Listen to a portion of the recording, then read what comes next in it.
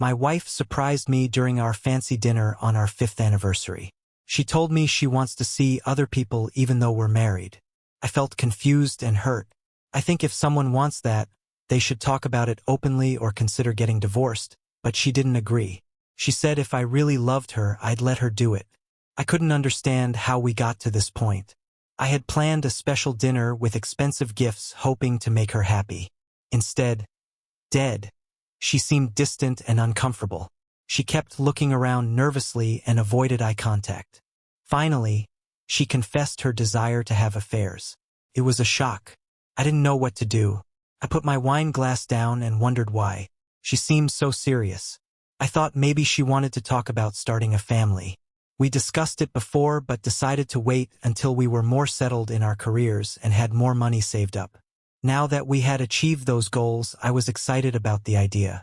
But her avoiding eye contact made me worried she might not feel the same.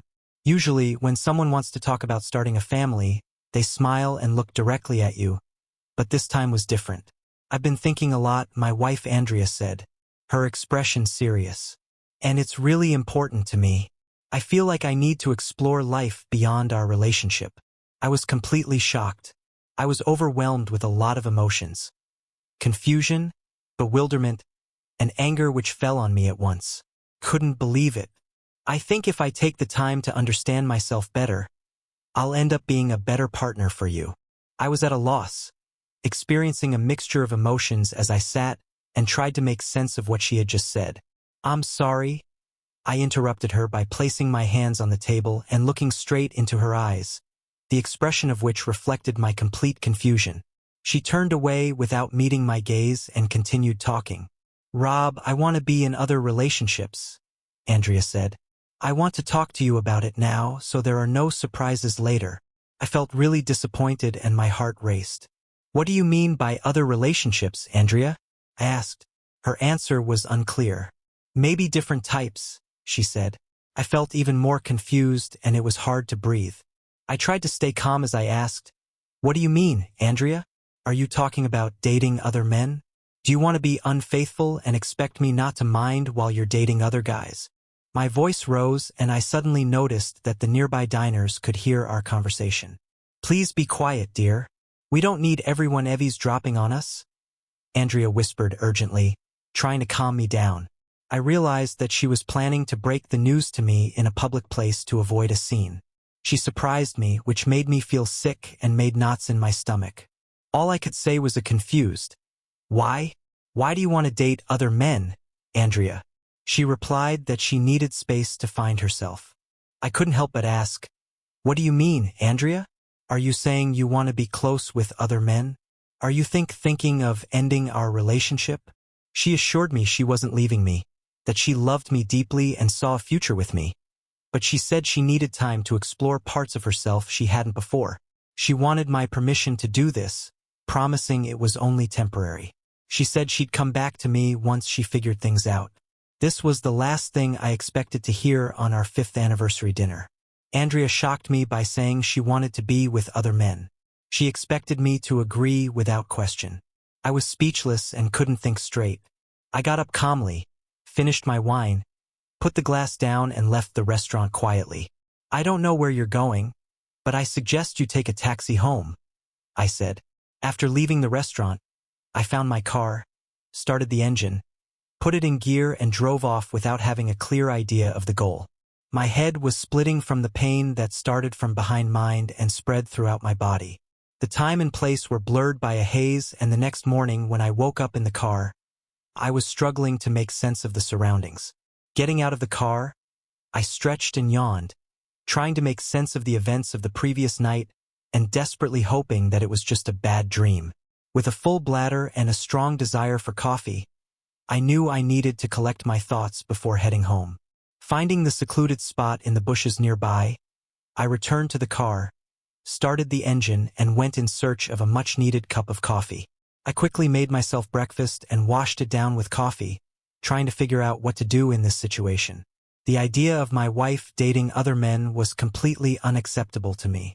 It would undoubtedly lead to the collapse of our marriage. Even though Andrea told me her feelings, I still wondered if she meant what she said. Maybe she is going through a tough time and escaping reality. I'm not sure because I'm not an expert in mental health. I checked my phone and realized it had been off all night. When I turned it on, I saw lots of missed calls and messages from Andrea worried about me. I wasn't ready to face her yet, but I knew I couldn't avoid it forever. I ignored her messages and kept moving forward.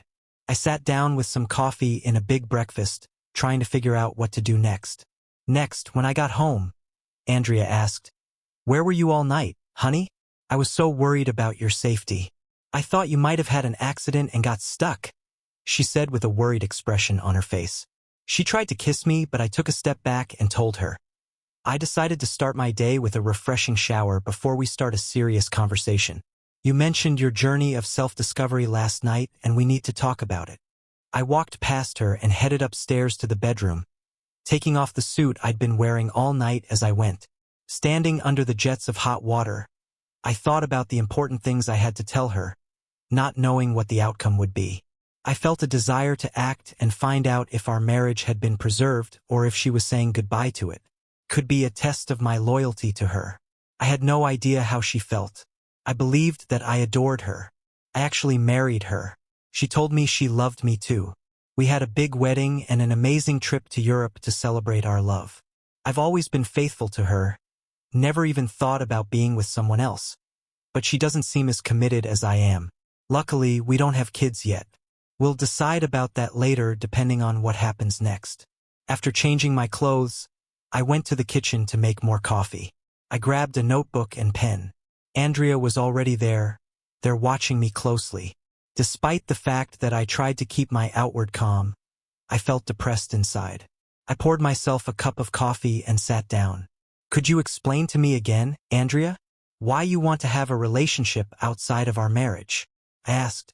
"My love, I want to establish myself as a woman. It seems to me that my needs are not being met right now. I need the opportunity to explore and find that satisfaction on my own," she replied. "So you're suggesting we take a break from our relationship to figure out what you want?" I asked. "No, my love. I'm not suggesting we leave. I intend to stay close to you in our house, but it's important for me to be independent in time and choice," she responded. "Andrea, when are you going to start this journey and create your new daily routine? I'm open to talk whenever you're ready, but Andrea, I can't agree with what you're saying. When we got married, we promised to be together forever, loving and supporting each other. Thinking about being with someone else breaks those promises. I still have hope for us. I'm not ready to give up on our marriage. I feel like we've drifted apart, but I want to fix that. We're both so busy with work that we don't spend enough time together. I miss feeling loved and valued like we did when we first got together. I know I'm focused on providing for our future family, but I want us to remember the love that brought us together in the beginning. Let's try to make our relationship a priority and find joy in each other again. Let's work together to achieve the dream we talked about when we got married, like paying off the debt for this house," I said, my anger building, but I knew I had to stay calm. "Are you thinking about cheating with other men?" This question scared me. I should have asked it earlier than all the others.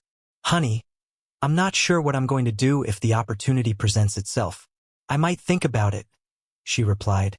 "So you're thinking about betraying me?" I said, feeling the weight of her words. "Rob, it's not about hurting you.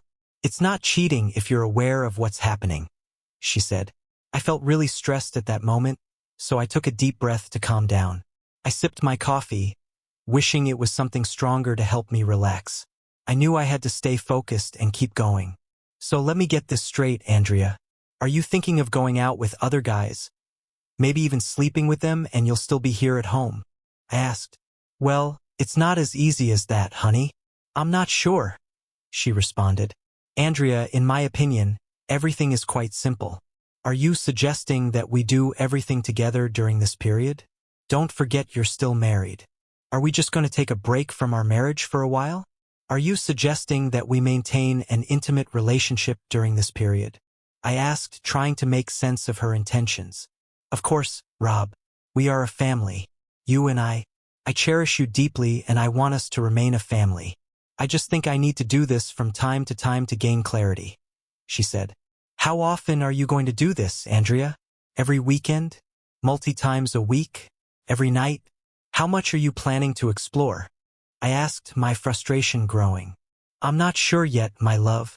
Why are you so concerned about how often we'll see each other? She asked. I need to figure out what I'm going to do while you're out with other men. I don't have someone like that in my life, I replied, trying to stay calm. I was on the verge of losing my temper, but I needed to focus on not letting things escalate. There are some things we need to talk about before we make any decisions. Are you sure this is what you want? Have you thought about how this will affect our marriage? I asked. Andrea nodded but didn't give a direct answer.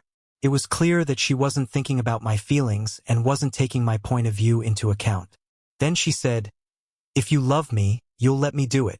I replied, Andrea, if you really love me, you won't do it. I have set a clear boundary, honey. I've made a decision. I can't change my mind. This ultimatum will determine our future. Our relationship will never be the same again. Andrea didn't fully understand what would happen if she pursued relationships outside of our marriage, and this changed everything.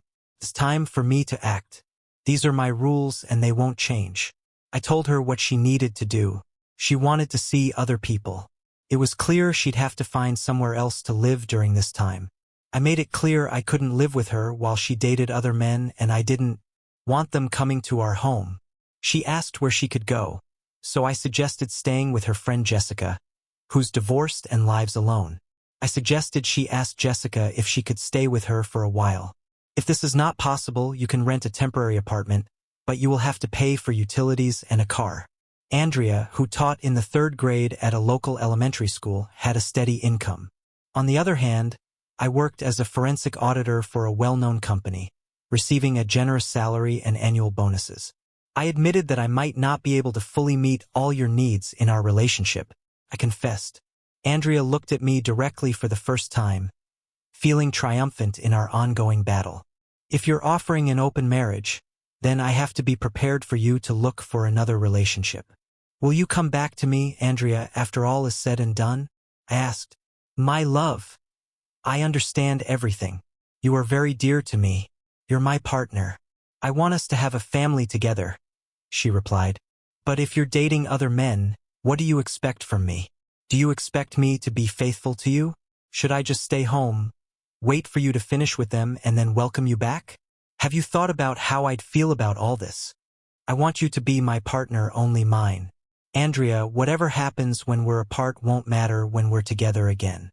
I imagine us having a future where you're my partner and the father of our kids. It feels weird to think otherwise, she said. It seems Andrea is okay with my decision not to let other men come to our house for intimacy. Maybe she sees it as a win. Now she can talk to other guys without me getting involved.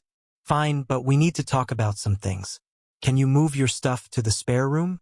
I'm not sure I'm ready to share a bed with you right now. Your actions are really hurting me. It seems like you're trying to push me away without saying it directly. Can you explain what's going on? Andrea didn't react much, so I realized she was starting to figure out I wasn't just going to accept things the way they were. Maybe she was surprised I wanted to sleep separately. But what did she expect? Did she think I'd forget and let her cheat on me, then act like everything's normal? No way. Andrea got close to another teacher, Jessica. I felt like Jessica influenced some of Andrea's choices. Jessica, a divorced teacher, got asked to leave the same school where Andrea worked because her husband found out about her affairs at 35.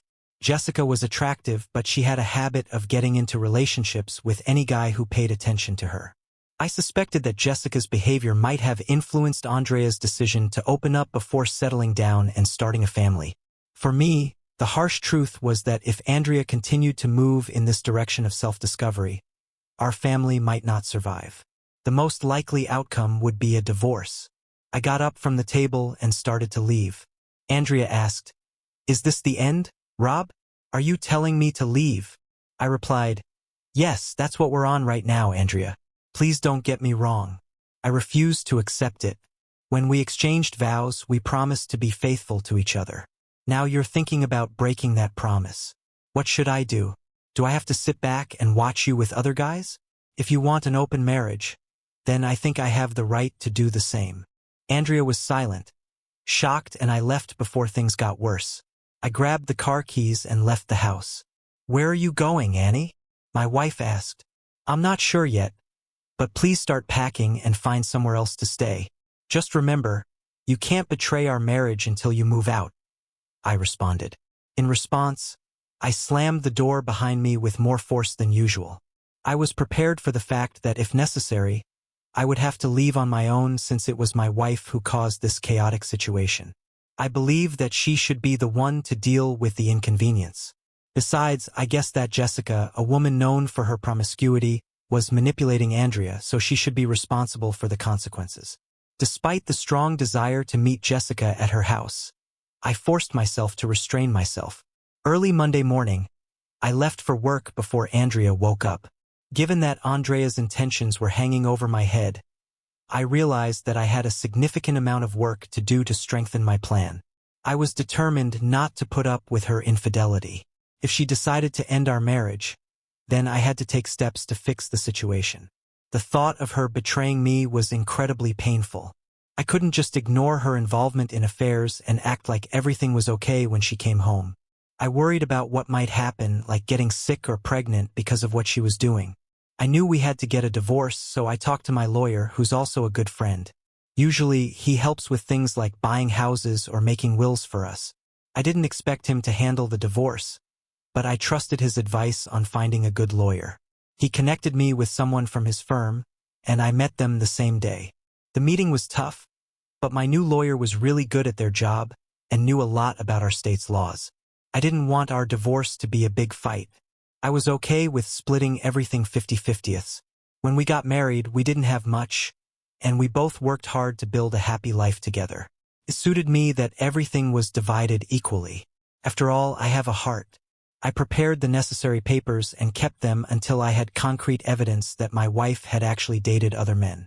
Until then, it was only a preliminary measure on my part. The weeks seemed to fly by at a snail's pace. I tried to spend as little time at home as possible, preferring to leave the house every evening, usually to the gym, to relieve stress. I noticed that Andrea was with Jessica a lot, and on Thursday, she told me that she would stay with her for a few weeks until she found a more suitable place. I realized that the place I had set aside for her would give her the opportunity to spend time with her boyfriends without my interference. Most likely, Jessica will accept her partners as well, which will create a good company. The situation was a disaster. Just a week after our 5th anniversary, my wife said she wanted to have a fair. She packed her things to leave, but then she hesitated. "Honey, I don't want to go. Can we fix this so I can stay? I love you so much, and I want our marriage to be better," she said, looking at me with pleading eyes. I replied, "Andrea, if you truly loved me and wanted our marriage to improve, you wouldn't be leaving. I want you to stay, but I can't accept you being with other men while still being my wife. I love you, but I can't put up with this kind of behavior. Let's go to a marriage counseling session together to solve our problems. If you don't want to, I don't know what else to say. Just go away." While she was packing her things in the car, I went to the hardware store to buy new locks for the house. I changed 3 locks over the weekend and updated the security code for the garage door opener, hoping to increase the security of our home. I spent the night from Saturday to Sunday at home, looking at the walls and wishing Andrea would come to her senses and come back. The week that followed was incredibly difficult. I went to the gym every day and started running again to cope with stress. Sometimes I felt really desperate, wishing my wife would come back. It was hard for me to understand how she could have affairs while still being married to me. I struggled with feeling like I wasn't good enough, wondering if it was something about me that made her cheat. So, I looked into why people cheat. I was surprised to find out that about 40% of married people have affairs. What's even more surprising is that almost 90% of them choose to stay married. Sometimes the spouse who's been cheated on decides to ignore it, especially if they have kids and don't notice the affair. Many women who cheat say they still love their husband and family, but they feel like something's missing at home. Running a household and taking care of kids takes up so much time that there's not much left for the relationship with their spouse. They want to feel special and loved by someone who's focused on them, not just talk about chores or kids. After being intimate, maybe the key to a good marriage is treating your spouse like you would a lover. Instead of getting divorced and focusing only on the physical side, should I surprise my wife at the club where she's going with Jessica? People cheat for different reasons. Sometimes it's because they're unhappy or feel distant from their partner, or they want to get back at them for cheating. Some women say they cheat to try to save their marriage. I'm not sure about that, but researchers studying adultery have found it to be true. Marriage is a complex institution that requires constant dedication to maintain the bond between partners. A partnership in which both parties agree to extramarital affairs rarely lasts long. Emotional attachments are formed, which eventually lead to a feeling of betrayal. Polyamorous relationships, which often lead to divorce, can be no less difficult and stressful, especially if they involve children. The additional risk of contracting sexually transmitted diseases only further complicates the situation. In my opinion, monogamy is the best option for a successful marriage. If both spouses do not share this belief, they may be incompatible as spouses and should consider finding partners who match their values. It is important to think about whether your neglect of your partner has put you off. I wonder if I didn't give her the attention she deserved by focusing on what I thought was necessary to create a better life for us. Was I wrong about my priorities? I can't say for sure. I only know that I felt unhappy when my wife decided to leave our house and be with other men, looking for something that, in her opinion, I could not offer. I didn't think her choice would benefit our relationship. Another sad week has passed. I resisted the urge to contact my wife and received only one message from Andrea, asking me to forward her mail. Her messages were cold and contained no signs of wanting to rebuild our marriage. It was clear that she was moving on and looking for a new relationship, perhaps even with several partners for the sake of pleasure. Intrigued by her new dates, I thought about following her and seeing where she and Jessica went. I drove past the apartment several times but fought the temptation to stop. I knew I couldn't stand constant surveillance. I needed to let her decide on her own. If I didn't, she might never come back. Every day, the chance of us fixing things got smaller, but the longer she stayed away, the less I wanted her back. After a month of not hearing from her, Andrea showed up at the house unexpectedly. She couldn't open the door with her key, so she had to ring the bell and knock. When I opened the door, I asked her, "What brings you here today, Andrea?" She looked surprised and said, "My key isn't working anymore. What's going on?" I kept a serious face and told her, "I changed all the locks." When she tried to come in, I blocked her and asked, "What do you need, Andrea?" She said, "I came back to pick up a few things that I forgot when I moved in with Jess." Once again, her visit was solely to pick up her things, not to try to establish a relationship with me. She didn't seem to care about my emotions and the resentment I might feel. It was obvious that I was just a hindrance in her plans. Did she really think that I wouldn't be affected by her affair with other men and that I would eventually take her back? "I've collected several boxes of your stuff from various places around the house, and now they're stored in the garage, so there's no need for that." I welcomed her into the house, knowing that it was still her home. We went to the garage where she saw all her boxes of things waiting for her. "How long will you stay with Jessica?"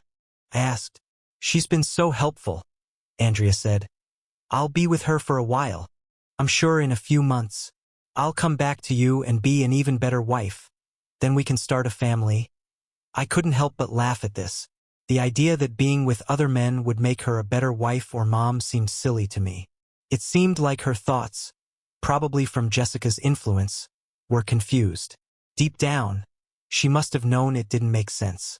I had my own thoughts about it. "Have you met someone special yet?" My question made Andrea blush, which indicated that the answer was already clear to me. Jess and I went on a few dates with guys from our club, but those were all our romantic encounters.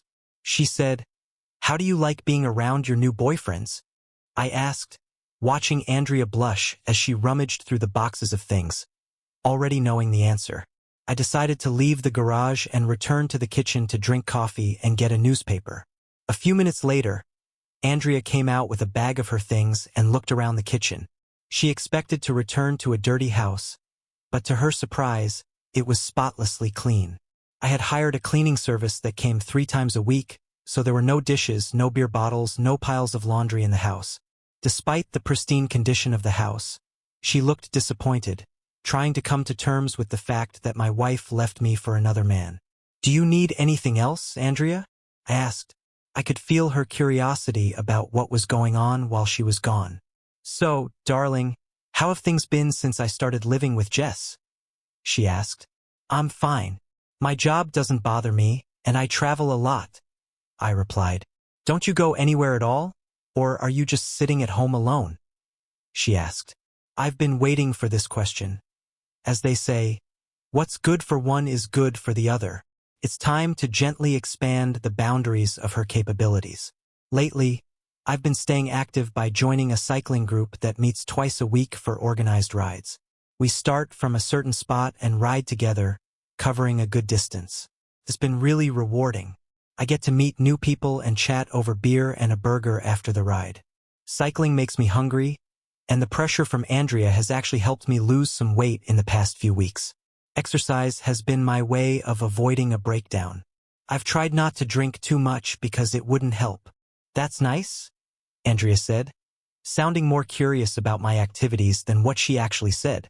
As she drove off, she started to realize that her plan wasn't going as she'd hoped. Perhaps her faithful husband has found someone new and doesn't want to be with her anymore. Perhaps her desire to find a guy who would fill the void in her marriage led to unforeseen and serious consequences. It was later revealed that Andrea had dated 2 men from the club she attended with Jessica and had repeatedly engaged in intimate relationships with both. They lost interest in her after the meeting. They couldn't wait to leave Jessica's apartment. Both men were in a serious relationship and were looking for only temporary satisfaction, which Andrea did provide. After a couple of months, it became clear to me that my marriage was over, and it was time to move on to the next phase of my plan. Andrea didn't get in touch with me for several weeks, which indicated that she wasn't thinking about me and our marriage. She seemed more focused on her own desires and needs than on returning home. Even if she decided to come back, it would most likely involve a lot of conditions, and I wasn't sure I could take her back under such circumstances. I got really worried when I found out Andrea went to the Dominican Republic with one of her boyfriends during the school break. They had a good time soaking up the sun and doing different things. Jessica's lies about me being a bad husband and my not caring attitude towards Andrea played a big part in her deciding to end our marriage. Now she's living with her unhappy friend, who's divorced, in a small apartment. Her reputation with friends and family is taking a hit. When Andrea's mom found out she went to the Caribbean with another man, she wasn't happy. Andrea's note about finding other partners in bed made her mom want to talk to her. I told her to talk to Andrea herself to find out what's really going on. Andrea's mom asked her straight out, "Why did you leave home? What's up with Robert? Is he treating you badly?" Andrea reassured her mother by saying, "No, Mom, he doesn't treat me badly, but I don't feel horny or desirable with him, and I really want to feel wanted. I don't feel attracted to him, so I'm looking for that elsewhere before starting a family with Rob. I want to have some fun.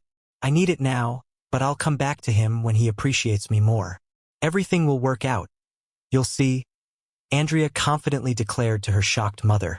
"If you have affairs with other men, Robert won't want you as his wife.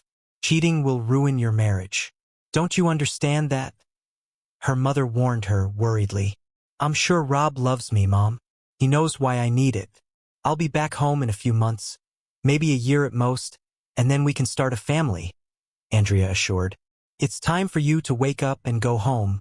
Otherwise there may be no marriage, no husband to return to, and he won't have any children. Do you understand?" Her mother warned. "Mom, I know Rob loves me, and I'm confident in my choice," Andrea said. Even her mother couldn't change her mind. Therefore, following the principle of equality, what is good for one should be good for the other. After Andrea left 3 months ago, I decided to check if I was ready to start over. I needed to change something about the monotonous routine of work, gym, cycling, and sleeping that has consumed my days since my wife left, in search of female companionship. I plucked up the courage and asked out one of the women I rode a bike with. It's time to move on and start a new part of my life. I was waiting for this tough time to be over. Felt like that's all I could do. Part of me still hoped Andrea would realize what she's doing, stop it, and come back home, but it seemed like wishful thinking. I had to accept the truth. It didn't seem likely she'd come back, at least not the same as my wife or the woman I knew before. She seemed to like being independent now. She wanted excitement and assurance, things that were missing in our marriage. Psychologists say that's why women sometimes cheat on their husbands. I wanted to make an appointment, so I didn't seem too impatient or only focused on finding someone new. I understood that it might be awkward if I did not establish mutual understanding first in my cycling group, and then vice versa before asking one of the women out on a date. I didn't want it to look like a love date. Because our cycling group was so close-knit, many of my friends knew about my recent separation from my wife, and perhaps even knew about Andrea's active dating life. In a small town like ours, news travels fast, and gossip is inevitable. So when I asked Diana to join me for a drink and a meal, I was pleasantly surprised when she agreed. I wanted everything to be calm and relaxed without too much hype. I suggested kayaking on the lake before dinner. I convinced Diana to try kayaking despite her lack of experience. Based on her own experience in this business, intrigued, she agreed, and our plans quickly turned into a fun walk after the adventure on the water. We enjoyed delicious food and drinks as a result. Diana had a great time kayaking with me for about 3 hours. We went to a charming restaurant to enjoy a delicious dinner and drinks. I chose steak with fried potatoes combined with delicious local beer, and Diana tried a pasta dish accompanied by white wine. The atmosphere was relaxed and free from any pressure. After the meal, we tasted ice cream. I drove Diana home, expressing my gratitude to her for a wonderful day. When I bent down to kiss her on the cheek, she surprised me by clinging to my lips. The kiss was charming and took me by surprise. I didn't want to seem too eager, so I waited until our usual bike ride on Tuesday to bring up another ride. Diana surprised me by saying she thinks I don't enjoy myself because I don't reach out enough. I told her I do enjoy spending time with her. We agreed to meet up on Saturday for a game of golf. I've learned it's important to find the right balance when talking to someone you like. If you bombard them with messages and calls, it can push them away.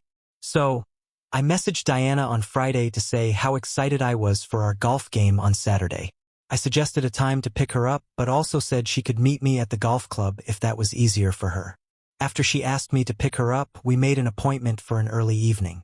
The time spent on the golf course was enjoyable, even though we both knew we would never become professionals. In the evening for dinner, we cooked a barbecue and drank a bottle of wine at my house. When it was time to walk her home, she surprised me by leaving her car keys on the kitchen counter and asking me to go into the bedroom. When I woke up the next morning, I found an amazing woman lying next to me. When her hand casually rested on my body, I couldn't help but admire Diana's striking facial features. Her long, dark hair cascaded down her back, complementing her captivating green eyes and flawless skin. The faint scar on her chin, left over from a childhood accident, seemed to only accentuate the beauty of her face. With her tall stature and slender figure, she weighed little and was distinguished by exceptional physical fitness. Diana worked as a nurse in the children's section of a nearby hospital and always showed real kindness in everything she did. There was something about her that drew me in right from the start. We had breakfast together on my patio, but soon the conversation turned to me and my plans, especially about my divorce. It was a sensitive topic, and I could tell where it was heading. Diana wanted to know my intentions before getting too involved emotionally, which was fair. No woman wants to spend time with someone who might go back to their ex later on. When I explained how Andrea left and how strangely she acted, Diana's expression told me she probably wasn't coming back, seeing how deep my wife's involvement with other men was. I felt ready for the next step of my plan, so on Monday morning, I called my lawyer and asked him to get his investigator involved. My goal was to find out all the details of my wife's relationship with other men before the divorce process began. It turned out that she dated several men, many of whom were married, and they often gathered at Jessica's apartment after nights out in bars and clubs.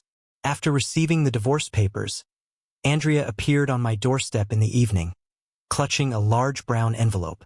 There's concern on her face. I asked, "Why are you here, Andrea?" She explained, "Someone gave me these papers today." I asked, "Why did you file for divorce?" "I promised I'd be back soon. We could start planning for the child we were talking about." I asked her to join me in the kitchen but reminded her that it was too late for that.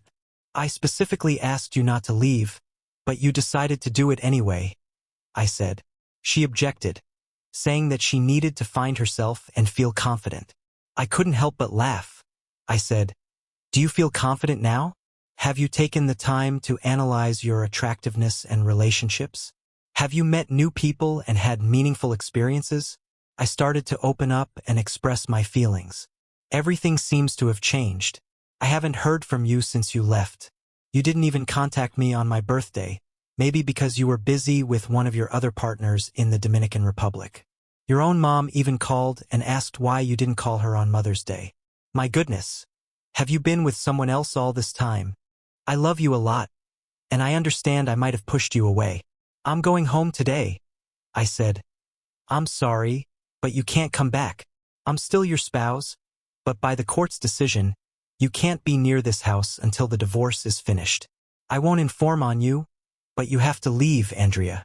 We will decide everything in court," I said. Andrea began to understand the seriousness of our marriage. To love, honor, cherish, be faithful, and commit ourselves not to get involved with others. "This house is not particularly valuable to me, Andrea. It's yours if you want it. My share is worth about $150,000, as it is almost paid. Alternatively, we can sell the house and split the profits. Everything is simple and clear."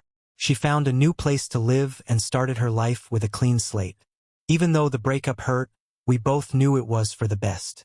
I focused on moving forward, leaving the past behind, and looking ahead. At the charter school where she worked, she was told to be more careful with how she communicated. It turned out some parents were worried because she was dating multiple people from our community, and they didn't want her to influence the students. Most of the complaints came from moms who didn't like the idea of a woman teaching their kids. Some people thought maybe some dads had romantic relationships with her. She got diagnosed with a non-life-threatening sexually transmitted disease. She had to stop having sex for a year, which wasn't a big deal because she was already pregnant. Later, we found out one of her partners was the reason she got sick. She hadn't been taking birth control and had been drinking a lot. We don't know who the child's father is. My divorce from Andrea is finally done, and I'm free from her. It's been almost a year since things got tough with Andrea. During this time, I bought a new house, got a promotion at work, and most importantly, Diana and I moved in together. We have 2 exciting news to share. We're getting married this summer, and we're expecting our first baby by Christmas. Andrea keeps calling me and finding me in bars, but I always tell her I'm happy with someone else. 3 years later, Andrea got married, but it didn't go well. Her husband is a questionable person. Andrea's mom says Andrea often has bruises on her face but stays with him and raises her daughter from another man.